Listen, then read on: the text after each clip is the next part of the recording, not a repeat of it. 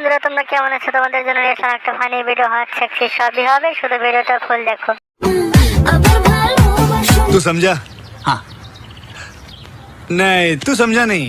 দেখ এই খানকি মাগিটা হাত দিয়ে দেখাচ্ছে কাছে আসো কাছে আসো, আর উপরে তার দুইটা পাখা দেখাচ্ছে যে কত বড় বড় হয়েছে, খেয়ে যাও। দেখ দেখ খানকি মাগি কেবা করে, এদের কারণে ইসলাম গ্রামে ঢুকলে পরে আমাদেরটা খারাপ হয়ে যায়।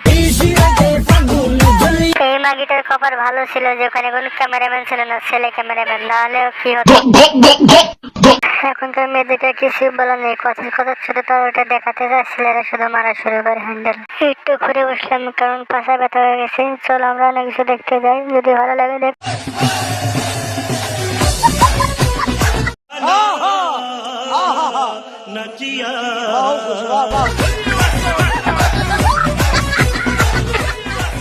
আমি তো ভাবছি দাদার কথা যে তার কি অবস্থা হয়ে গেল, যদিও সে সুন্দর গন্ধ উপভোগ করতেছে, তারপরেও তার অবস্থা কাহিন হয়ে যাবে।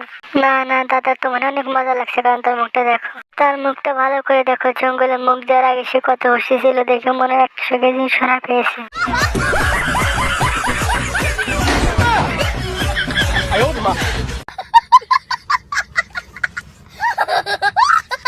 তো হে বন্ধুরা তোমরা কেমন আছো? সরি, তো চলো দেরি করবো না, পরের লটো বটো দেখে আসি কি করে।